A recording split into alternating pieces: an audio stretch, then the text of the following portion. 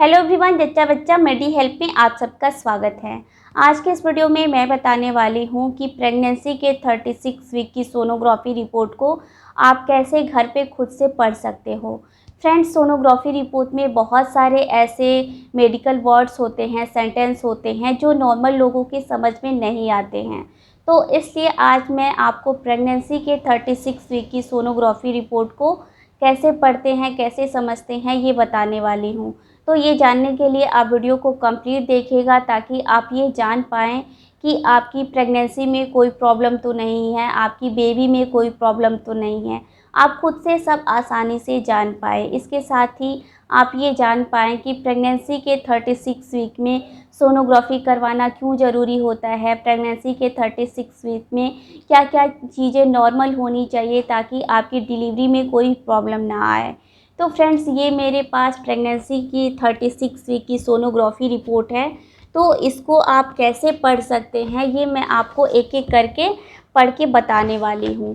तो अब मैं बैक कैमरे से इसको पढ़ के आप सबको बताऊँगी, तो वीडियो को कंप्लीट देखिएगा। और अगर आपको ये वीडियो यूज़फुल लगेगा तो इस वीडियो को लाइक करिएगा, अपने फ्रेंड के साथ ज़्यादा से ज़्यादा शेयर करिएगा। तो ये 36 वीक प्रेगनेंसी की सोनोग्राफी रिपोर्ट है।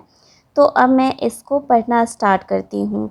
तो यहाँ पे देखिए, ये सबसे पहले दिया हुआ है LMP। LMP का मतलब होता है लास्ट मेंस्ट्रुअल पीरियड। जो पीरियड की लास्ट मेंस्ट्रुअल पीरियड का फर्स्ट डे था, जिस दिन ब्लीडिंग स्टार्ट हुई थी, उसकी डेट यहाँ पे दी हुई होती है। क्योंकि प्रेगनेंसी का जो फर्स्ट डे होता है वो आपके पीरियड के लास्ट पीरियड के फर्स्ट डे से स्टार्ट होता है। तो इसलिए लास्ट मेंस्ट्रुअल पीरियड की डेट यहाँ पे दी हुई होती है। अब ये है, there is a single live intra uterine foetus, यानी कि यूट्रस में सिंगल बेबी है जो कि लाइव है। अगर आपकी प्रेगनेंसी में ट्विंस बेबी होगा या ट्रिपलेट्स बेबी होगा तो वहाँ पे दिया होगा ट्विंस बेबी या फिर ट्रिपलेट्स बेबी। जितने भी आपकी प्रेगनेंसी में बेबी हैं उतना यहाँ पे दिया रहेगा। इंट्रा यूटेराइन का मतलब होता है कि यूट्रस में बेबी है। तो ये तो 36 वीक की प्रेगनेंसी है, तो यहाँ पे सब कुछ नॉर्मली होता है।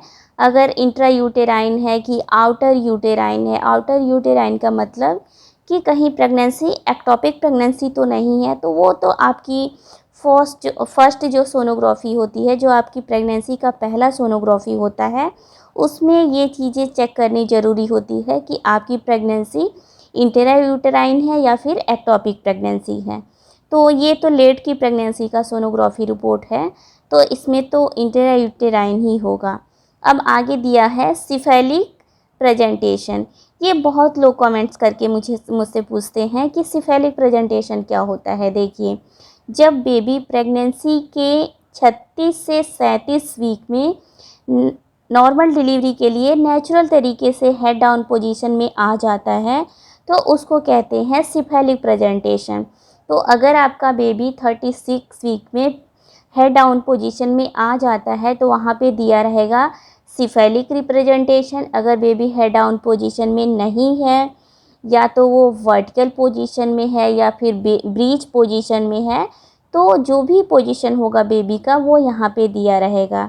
एंड लॉन्गिट्यूडनल लाई, यानी कि बेबी का हेड नीचे है और बॉडी ऊपर है, तो वो लॉन्गिट्यूडनल पोजीशन होता है। अब foetal moment is present, baby का मोमेंट हो रहा है। Foetal cardiac activity with HR 133 beats per minute. Baby की कार्डियक एक्टिविटी का मतलब होता है कि उसका हार्ट बीट, जो दिल की धड़कन होती है, वो प्रेजेंट है और उसको मापा जाता है HR हार्ट रेट में, बीट्स पर मिनट में, यानी कि 133 बीट्स पर मिनट है। बेबी की HR जो होती है, जो उसका हार्ट रेट होता है, वो हमेशा चेंज होता रहता है, वो कभी एक जैसा नहीं होता है।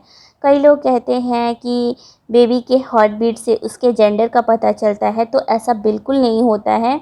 बेबी के जेंडर से उसके लड़का होने का या लड़की होने का कोई पता नहीं चलता है, ऐसी कोई बात नहीं होती है। अब आगे देखिए ये क्या है, फीटल बायोमेट्री। फीटल बायोमेट्री का मतलब होता है कि बेबी के बॉडी का पैरामीटर। तो सबसे पहले यहाँ पे दिया हुआ है बीपीडी। बीपीडी का मतलब होता है बाइपेराइटल डायमीटर, यानी कि बेबी के हेड की जो गोलाई है उसको डायमीटर में मापते हैं और फिर उसको मशीन के द्वारा मिलीमीटर में कन्वर्ट कर दिया जाता है। तो ये बीपीडी का मतलब होता है बाइपेराइटल डायमीटर। बेबी के हेड की गोलाई मापी जाती है। तो ये 36 वीक 2 डेज़ की प्रेगनेंसी है। तो बेबी के ब्रेन का, बेबी के हेड का प्रॉपर डेवलपमेंट हुआ है कि नहीं, इससे ये चेक किया जाता है। फिर दिया है एसी। एसी का मतलब होता है एब्डोमिनल सरकमफरेंस।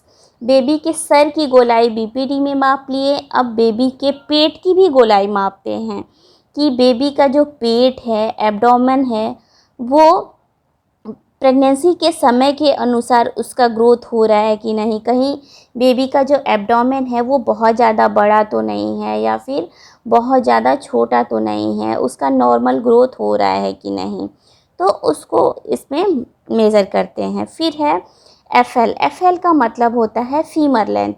फीमर हमारे पैरों की जो ऊपर वाली बोन होती है, जो हमारे थाई में बोन होती है, उसको कहते हैं फीमर लेंथ। फीमर हमारे बॉडी का सबसे बड़ा बोन और स्ट्रॉन्ग बोन होता है। तो फीमर लेंथ से बेबी के पूरे बॉडी का एक मेजरमेंट मिल जाता है कि बेबी के बॉडी का पैरामीटर क्या है। अब आगे दिया हुआ है जीए बाई एलएमपी। जीए का मतलब होता है जेस्टेशनल एज, यानी कि गर्भावस्था का समय। एलएमपी मतलब लास्ट मेंस्ट्रुअल पीरियड। आपके पीरियड की जो फर्स्ट डे थी उसको कहते हैं लास्ट मेंस्ट्रुअल पीरियड। तो ये 37 वीक्स 4 डेज़ की एक ये प्रेगनेंसी है।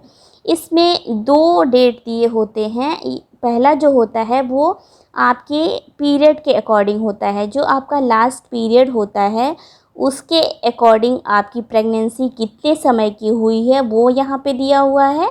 और आगे दिया हुआ है जीए बाई यूएसजी, यानी कि gestational age by sonography. Ultrasound के द्वारा ये 36 वीक्स 3 डेज़ की प्रेगनेंसी हुई है। अब यहाँ पे दिया हुआ है ईडीडी बाई एलएमपी। ईडीडी का मतलब होता है एक्सपेक्टेड डिलीवरी डेट, यानी कि आपके डिलीवरी की संभावित डेट क्या है आपके लास्ट मेंस्ट्रुअल पीरियड के अकॉर्डिंग। तो आपके पीरियड के हिसाब से जो आपकी डिलीवरी डेट आएगी वो यहाँ पे दिया रहता है। अब आगे दिया है प्लेसेंटा।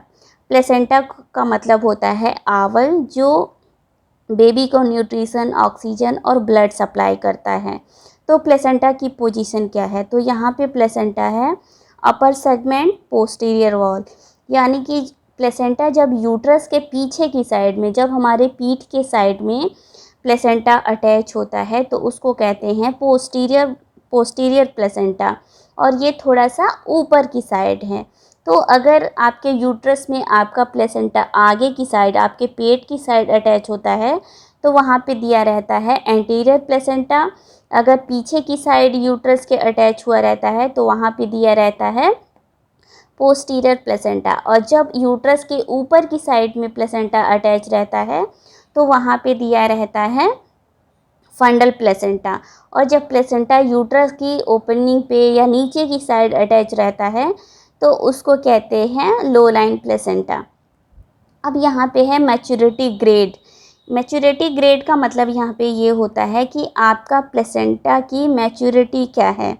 तो ये आपकी प्रेगनेंसी के समय के अनुसार प्लेसेंटा का जो ग्रेड होता है वो चेंज होते रहता है। तो ये देखिए, ये 36 वीक प्रेगनेंसी की सोनोग्राफी रिपोर्ट है। तो ये इसमें प्लेसेंटा की जो मैच्योरिटी है वो 3 है। अगर आपकी प्रेगनेंसी के पहले तिमाही का सोनोग्राफी होता है तो उसमें मैच्योरिटी ग्रेड 1 होगा।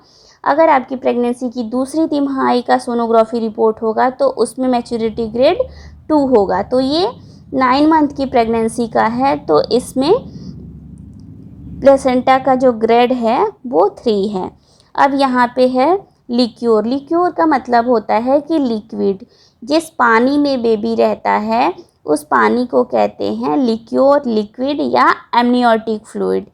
तो उस एमनियोटिक फ्लूइड की मात्रा कितनी है। ये जो पानी होता है, जिस पानी में बेबी होता है, उस पानी की मात्रा पर्याप्त होनी चाहिए, बहुत ज़्यादा भी नहीं होनी चाहिए और बहुत कम भी नहीं होनी चाहिए। अगर ये एमनियोटिक फ्लूइड की जो मात्रा है वो कम होती है तो डिलीवरी के समय उसमें प्रॉब्लम आती है। तो यहाँ पे एमनियोटिक फ्लूइड का जो लेवल है वो एडिक्वेट है, तो इसका मतलब है कि वो पर्याप्त है। इसका कुछ मेजरमेंट होता है, तो वो FAFI में दिया होता है।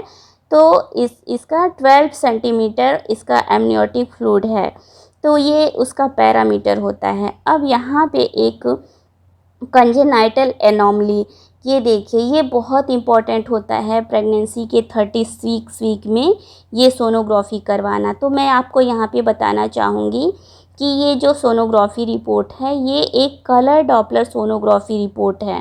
प्रेगनेंसी के 9 मंथ में कलर डॉपलर सोनोग्राफी करवाना बहुत इम्पॉर्टेंट होता है, क्योंकि बहुत सारी ऐसी चीज़ें होती हैं जो नॉर्मल सोनोग्राफी से नहीं पता चलती हैं। तो कलर डॉपलर इसलिए करवाया जाता है। कंजेनाइटल का मतलब होता है कि बेबी में कोई बनावटी खराबी तो नहीं है। जैसे कंजेनाइटल की मतलब कोई बेबी में उसके हाथ पैर की उंगलियां सही से बनी है कि नहीं, उसके बॉडी का स्ट्रक्चर सही से हुआ है कि नहीं, बेबी में किसी तरह की बनावटी खराबी तो नहीं है, तो यहाँ पे उसको देखा जाता है। तो ये कलर डॉपलर सोनोग्राफी में ही देखा जाता है। और कलर डॉपलर सोनोग्राफी में कुछ और भी चीज़ें देखी जाती हैं। तो देखिए, यहाँ पे बेबी में कोई कंजेनाइटल एनोमली नहीं पाया गया है, तो इसमें दिया गया है कि no gross congenital anomaly is seen, यानी कि इस सोनोग्राफी रिपोर्ट में इस बेबी में किसी तरह की कोई खराबी नहीं है, सब कुछ नॉर्मल है। और एक चीज़ यहाँ पे और भी देखा जाता है कि all congenital anomaly can be ruled out by sonography, यानी कि इस सोनोग्राफी के द्वारा बेबी के जेंडर का भी पता चल सकता है। लेकिन इंडिया में बेबी के जेंडर का पता नहीं लगाया जा सकता है। तो ये जो ये टेक्नीशियन होते हैं, जो लैब टेक्नीशियन होते हैं, एक्सरे टेक्नीशियन होते हैं, उनको ये एक नोट देना पड़ता है कि हाँ, इन्होंने जो भी चेक किया हुआ है, जो भी प्रोसेस फॉलो किया है, वो अंडर रूल किया हुआ है, यानी कि बेबी के जेंडर का या किसी तरह का यहाँ पे उन्होंने कोई रूल्ड आउट नहीं किया है, कोई जानकारी नहीं दी हुई है। डॉपलर सोनोग्राफी के द्वारा जो अगली इम्पॉर्टेंट चीज़ चेक की जाती है वो ये होती है कि डॉपलर सोनोग्राफी से बॉडी के कई पार्ट्स ऐसे होते हैं जहाँ के ब्लड फ्लो को चेक किया जाता है, जो कि नॉर्मल सोनोग्राफी से नहीं चेक हो पाता है।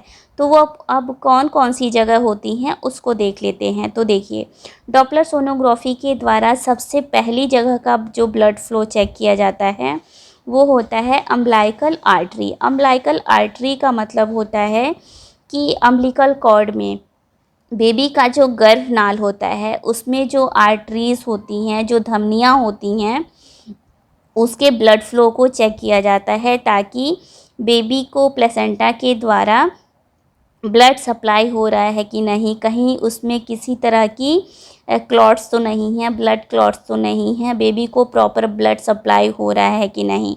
तो पहली अम्बिलिकल आर्टरी को चेक किया जाता है। अब दूसरी जगह को जो चेक किया जाता है वो होता है थोरेसिक एरोटा। एरोटा जो होता है वो हार्ट से कनेक्ट होता है। जो हमारे चेस्ट एरिया में एरोटा होता है, जो हमारे बॉडी के पार्ट्स में ब्लड सप्लाई करता है।